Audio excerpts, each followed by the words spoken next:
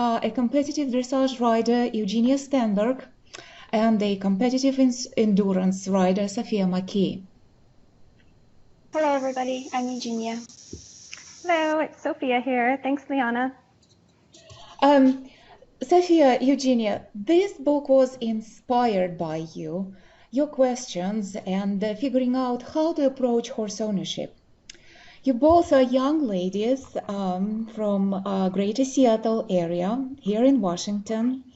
You're both in your 20s or so, making your own income and living now with significant others. So what's your story? Sophia, do you want to take a lead? My background, I've always been around horses, but definitely was the little 4-H kid that toddled around on her pony. And then when I got into my adult life, I spent some time at the racetrack galloping racehorses. And then it wasn't until about 2010, 2011 that I really started getting introduced to endurance riding. And it was kind of love at first sight. My first ride I did was the Old Dominion 50 miler, and I did it on a horse I'd never ridden before. And it was a very good horse. We top 10'd. And then after that, I had other catch rides on other very good endurance horses that kind of gave me a glimpse of what a really good endurance horse is. When I went out on search of my own horse, I acquired this little Arabian mare that was a rescue for $300. And we know your opinion of her, Liana, but it didn't really work out. So hence, when we started talking about how to find a horse and how to buy a horse for endurance. You, Sophia, turned from exploring different things into really loving endurance and endurance competitions. And today you are a competitive endurance rider. You want to always have an excess of riding skills and horsemanship proficiency. That's much respect to you. What's your next competitive goal? So for 2019, we are looking at competing at Tevis. And then kind of depending on and what's Tevis? Tevis is the hardest endurance ride in the United States. It is 100 miles in California over the Sierra Nevadas, and it is a one-day 100-mile race. It's kind of considered the toughest in the U.S. Perhaps not the world, but it is definitely a challenging race. Sure. Well, that's a very ambitious goal. That's very exciting. And you've had quite a few horses, Sophia, and even today you own a few. Who are they? How did you get them? Well, I'm sure we'll talk a little bit later about the parts in the book where we talk about secondary markets. But I have 4 Arabians. The 5, we're horse people, so we don't quite know how many we have, right?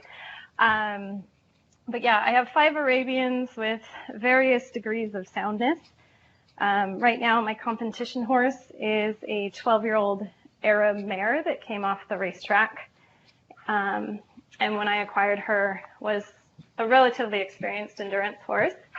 And then I also have a coming 5 or 6-year-old Arabian gelding that I rescued out of the Eugene auction down in Oregon. And then the other mare that I mentioned earlier was also a rescue that I got off of a kill truck. So I tend to kind of scrape the bottom of the barrel. And then I have another gelding that's just a general trail riding horse that I initially had bought for endurance purposes, but he's got some physical limitations that are probably going to keep him from a successful endurance career. So how many horses do you own today? Today, I own 5. Out of these 5, how many do you have in training? 2. So 3. 2 in training, and the other 3 are in a free roaming, correct? Evgenia, so what's your story? How did you approach horse buying, and how many times in your life did it happen? I have considered buying a horse twice in my life. Previously, I've done lessons, I've leased, catch ride, I have helped breaking and helping exercising young fresh horses before approaching my buying plans. Some challenges my first time around I have faced that I had little personal assets. I was still in college and finishing up my higher education. Ownership and cost was pretty pricey in the greater Seattle area, so that was a challenge. And it was a very intimidating experience for me as a first-time buyer.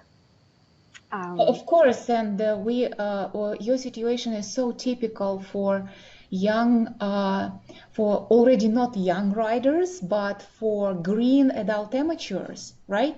Because you're Yes. in a transition between, okay, I'm not a young rider anymore, I am adult amateur, but you're adult amateur by status and age.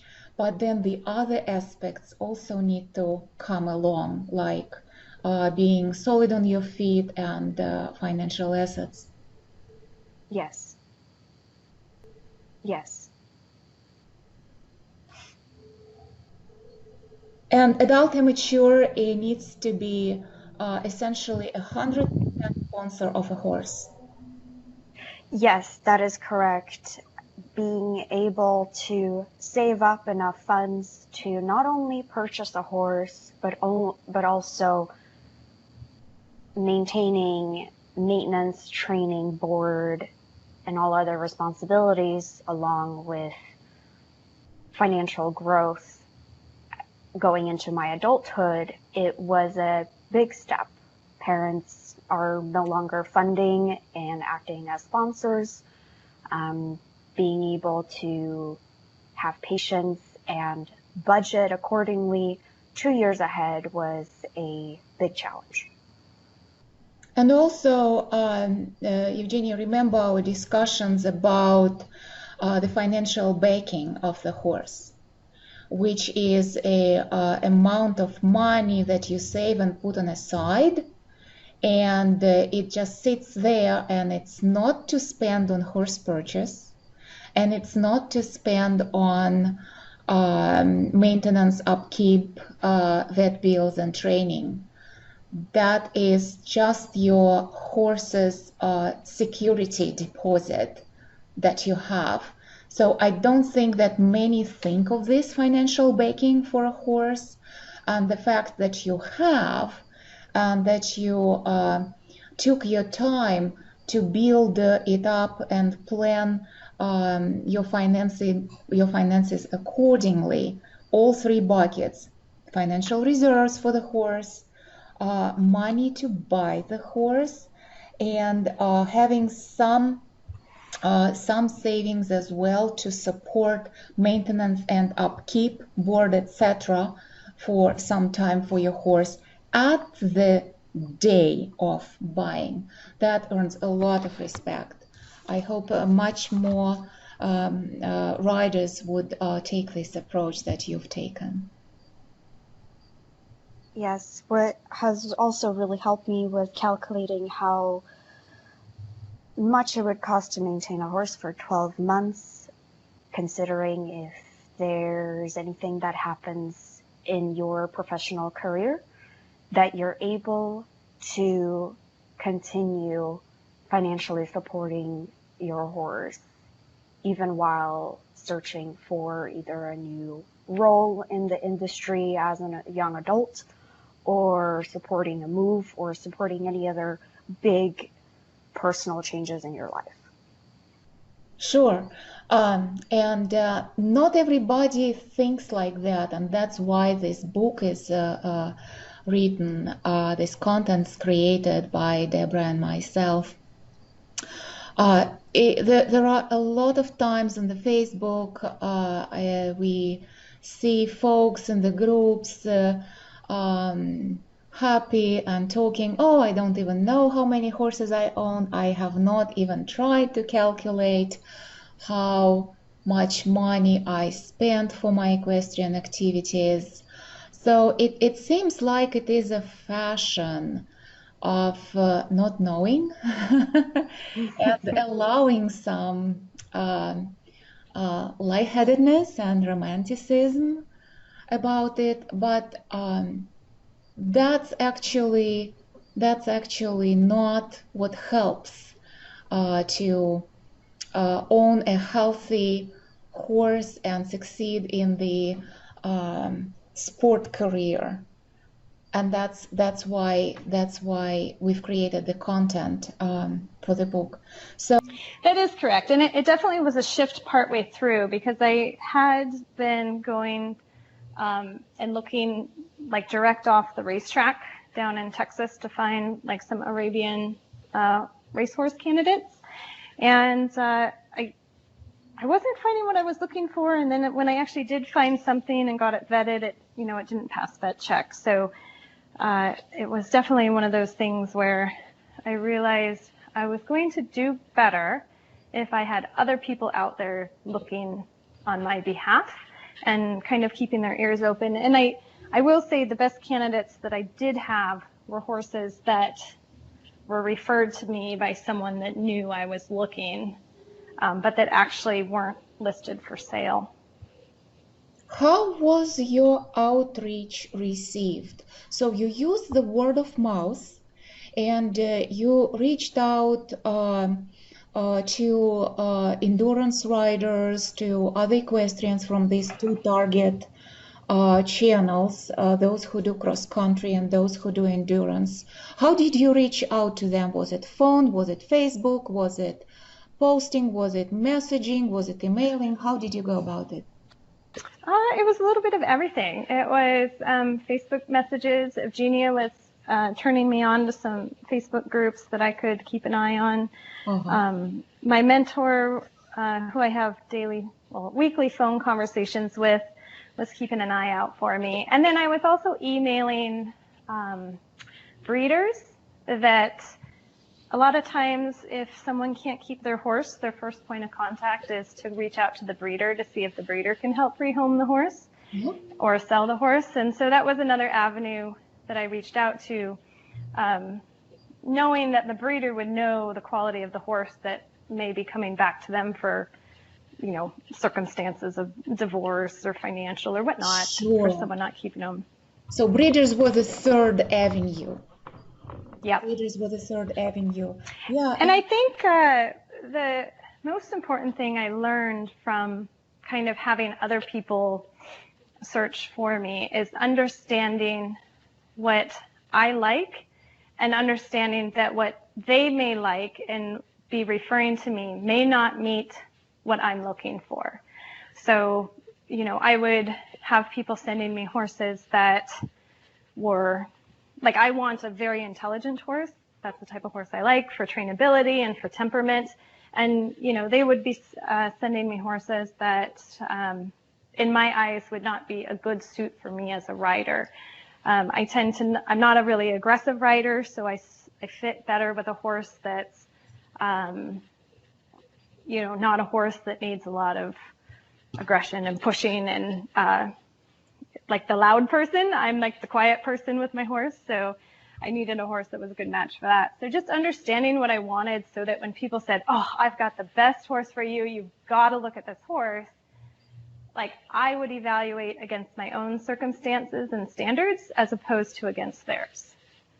I see. So it was important for you to nail the pitch, describing yourself and the characteristics of the horse that you're looking for. And it looks like your pitch was very clear, because from what I understand, you didn't have objections. Nobody challenged your expectations for target horse profile or price ratio or your rider credentials, ability to offer a good home, something like that, right? Yep, no challenge at all to that. That's great. So thank you for sharing your story, Sophia. It's been very insightful, especially this word of mouth and which channels did you approach, the three of them. cross-country riders, endurance riders, and the breeders. And the fact that on secondary market, there is a lot of the quality and the percentage of good sound horses is actually not that great. That's also good to hear how you experience that and the conclusion that you came to. And that the best horses were from these three channels that was suitable for competitions and that looked better in conformation and fitness and vetted, and you've got a good quality price ratio from those channels. That's great. That was awesome. Also, in terms of the distance, I want to praise you because it is much easier to find a quality horse in a closer proximity. Why? Because people are more open to sell a good horse somewhere locally. It's just the way it works. Yes, I was really targeting individuals that I have initially built a rapport with. I felt like the conversation went more organically and it was smooth, and I felt like I got honest replies back for horses that I was looking at as well. What they need, what their training skill is, any vices, what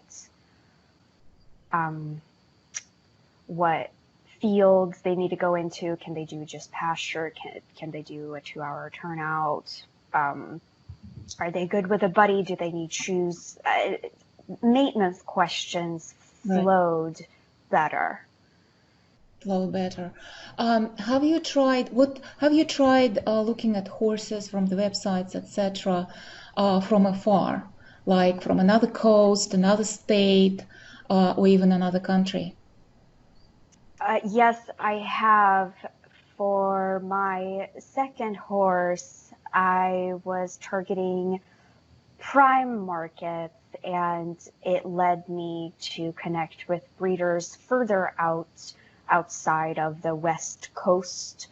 I was looking in Canada. I connected with breeders that were in a different country, and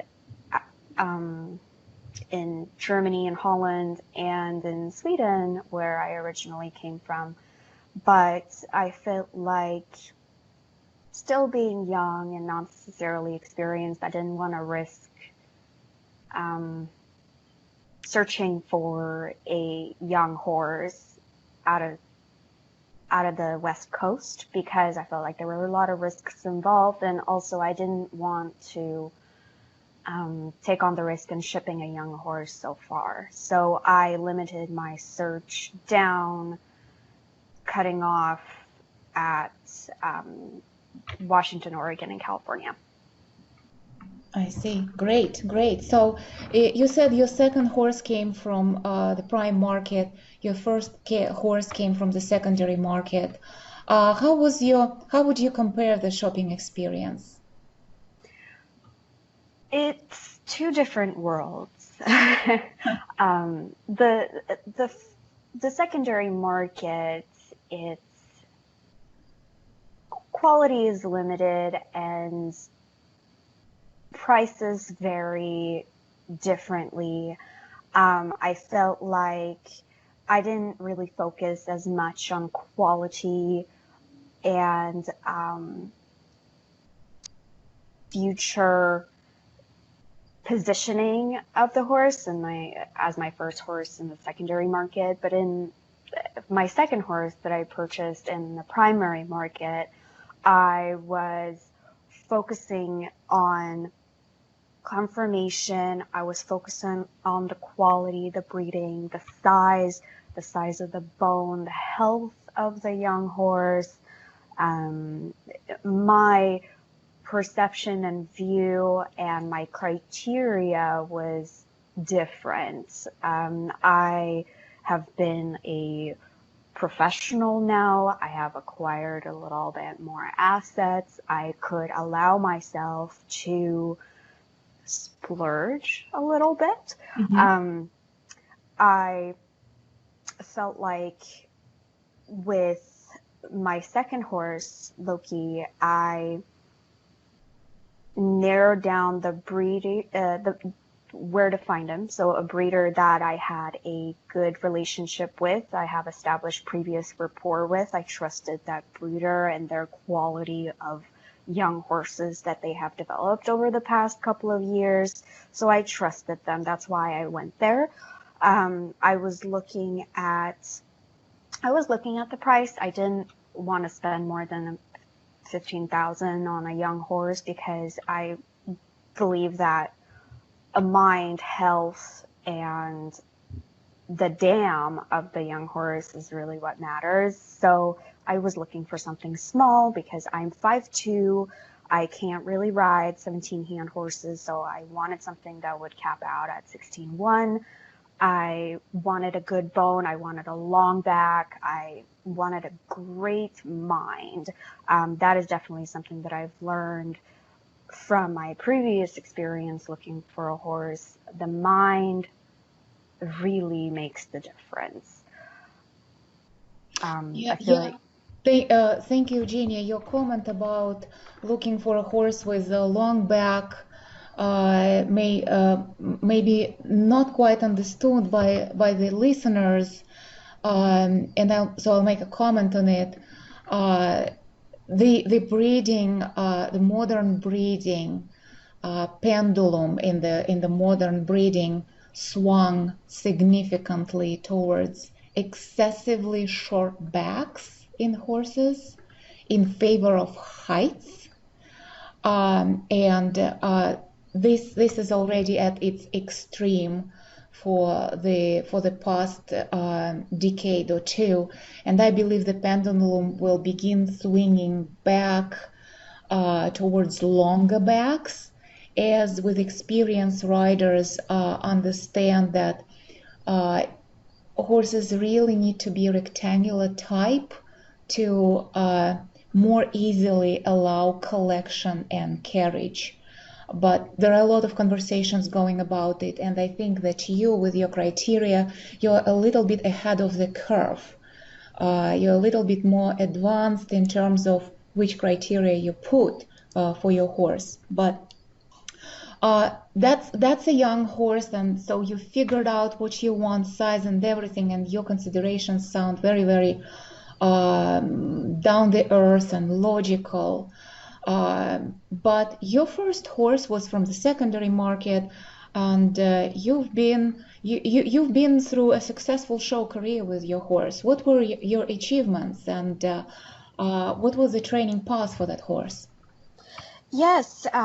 So with Oscar, he was a half Arabian, and I have had great learning experience with him. He was a sensitive, How old hot was he? horse. How old was he when He, you came?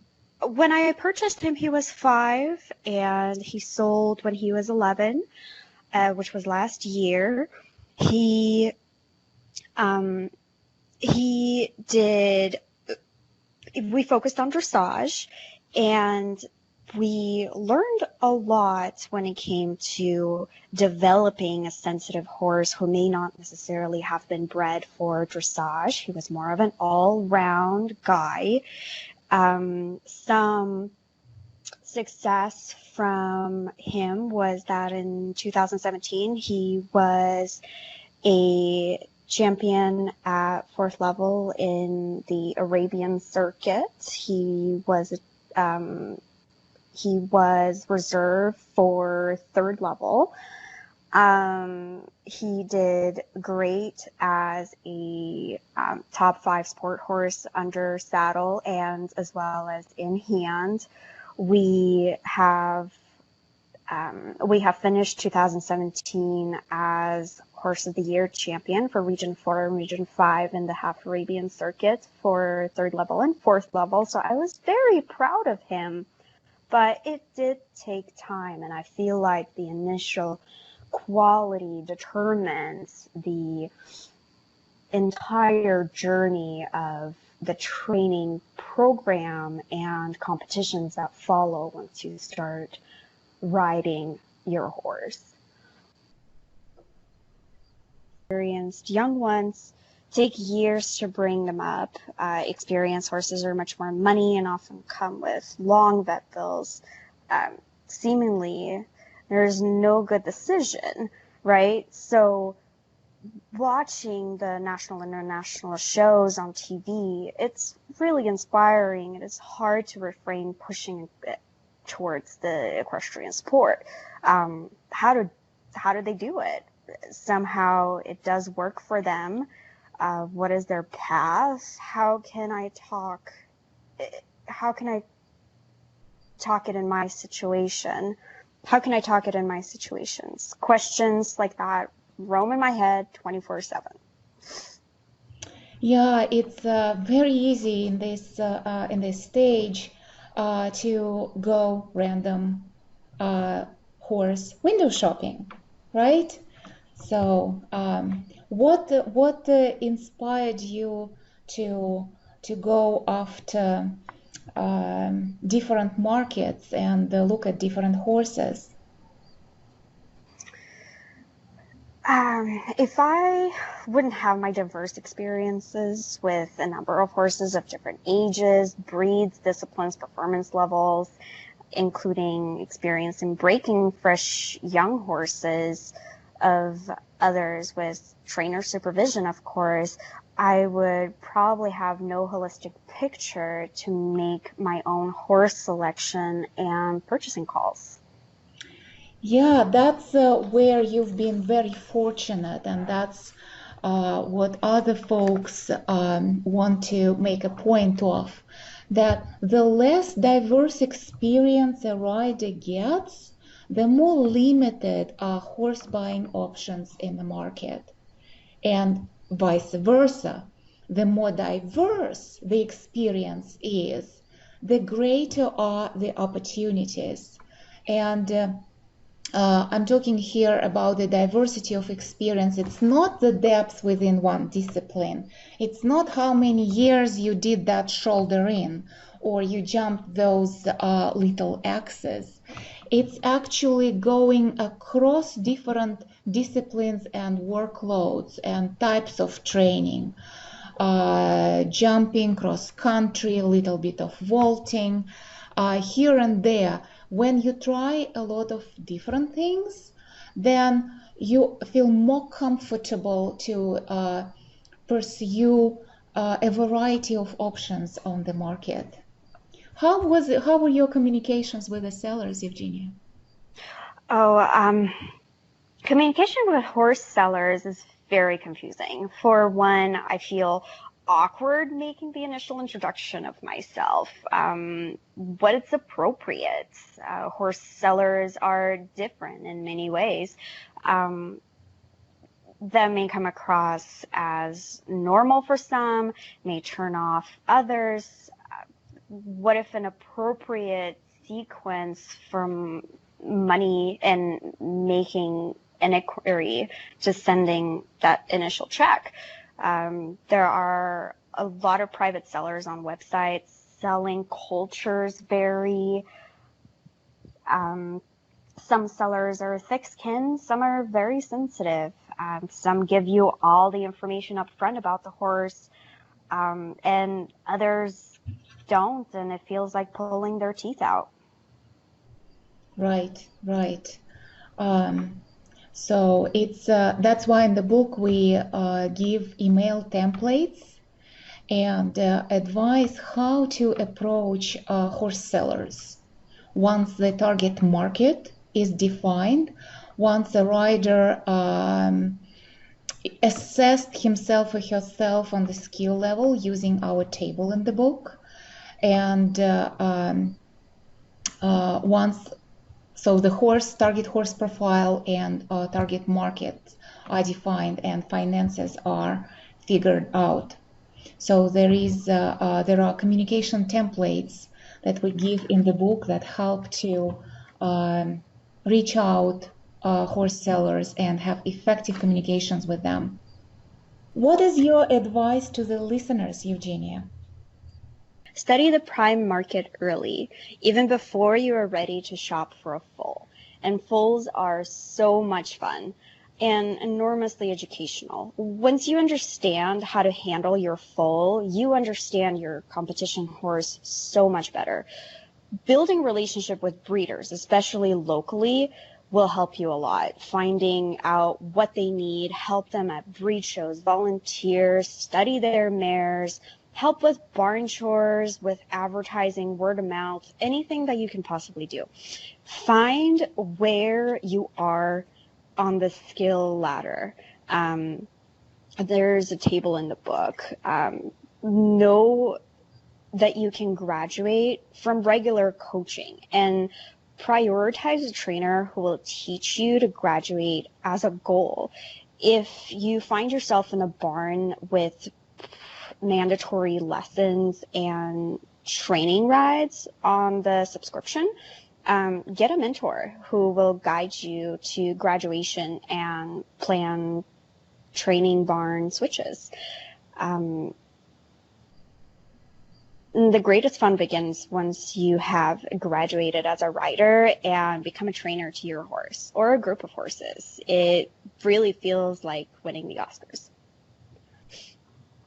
Great. Thank you, Evgenia. I too agree that it's a rider graduation that needs to be a mission goal of various equestrian federations, not the competition system itself as it is currently. Well, good luck with your riding and showing. Sophia, what would be your word of advice to our listeners based on what there is in the book and your experiences for their horse shopping? Well, I think, Liana, I feel like I gained a lot of wisdom and information just from our many conversations about being really open-minded and realistic about what you want and what's going to suit for you, because I feel like there's a lot of folks that are shopping for a horse that meets the qualifications of Grand Prix, but the reality is they themselves may never go beyond, say, training level or first level. And so understanding your own abilities as a rider and your own abilities from a financial and care standpoint. And then also understanding kind of where to go. I mean, there's so many horses for sale, and you really have to balance your head and your heart to make a good decision that's going to be the right decision for you from a financial standpoint and then from your competitive goals as well. And I think you really helped me understand that, like, I think at one point I was talking about breeding my mare and you were like, oh, but look at her, like, this isn't what you wanted. Why would you breed a horse that wasn't what you wanted, hoping that you're going to, get something better? And that was a real eye-opener, because I think a lot of times if we've got a mare sitting in the pasture, that's one of the first places we go is, well, I'll just breed her to a really nice stallion and get what I'm looking for. And that may not be the best use of your money. So essentially, Sophia, what you're saying when you're saying to riders, hey guys, be open-minded, it means like actually create a structure, right? Yeah, like have a structure to the approach. Yes, and have a plan and go about it in a kind of meticulous way. And if you're not finding what you're looking for, then evaluate, is what you're looking for, does it really exist? Mm-hmm, mm-hmm. Or do you need to be more realistic about kind of the parameters of your search, the channels that you're looking in, whether or not that's going to produce the horse you're looking for? Great. What? How will you go about your next horse, Sophia? Oh gosh. Well, I think I've got a better idea of in my mind of what I want that horse to look like from a physical standpoint. And the next one I really would like to source from a breeder. So in the next couple of years, what I'll be doing is really keeping my eye out at the competitions to see what horses I like looking at and which ones are performing well, and then looking to see which of those bloodlines and reputable breeders may be producing that right now, and then start shopping to source that. So I think it's important to, when you're looking at the foals, is understanding what the other siblings look like, and whether a stallion is throwing his type or if it's coming off the mare. And it's kind of a whole different world than just shopping, for a horse that's already old, broke, mature, because you do have that time frame in there where you've got to wait for them to develop, and they're probably going to go through ugly phase and then unbalanced phase and everything. Yeah, Sophia, so what you're talking about right now is you are advising to begin the discovery stage 2 years, Yes. from what I hear, 2 years ahead from the time when you are actually planning to actively begin the shopping run. So it's a discovery first, and then once you build study bloodlines and see competition records, and once you build a relationship with the breeders, which also will require investment of your time, knowledge, and such, then it is you take into consideration that it may be some time after horse purchase to the day when you actually mount the horse, to the day when you enter your first competition with a horse. So that is a shift from a rider who buys a horse on the secondary market to a rider who is an investor into an equine partner in the prime market. Yeah, and I think, I've got a unique set of circumstances where I've got property where my horses can be. I don't have to board, so I have control over some of my costs that others, don't have. But then I also have the consideration of, long-term care on these competition partners that I intend to give a home to for their whole life. Right. I've never been good at selling horses. I'm actually really bad at it. So that's another thing I take into consideration, is knowing that how I am is, if a horse doesn't work out, the chances are I'm probably not going to sell it. So they, take a spot in my barn that maybe another horse, if I was more of a, aggressive buyer and seller, would have taken. But yeah, I'm really grateful that you kind of put all these thoughts and conversations down into the book, because a lot of times, like, I'll go back and try to reference that when I start feeling like frustrated or, just feel like I'm not getting what I'm looking for in my search. And it kind of realigns my thought process and thinking about it, and just understanding that, I got to go about it in a certain way, and that the right horse will come along at the right time. Wonderful. Well, thank you so much, Sophia.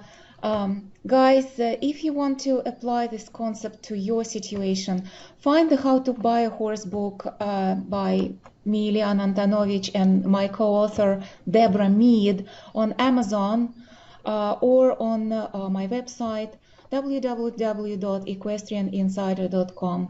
Good luck with your riding. Thanks, Liana. Thanks, Sophia. Take care.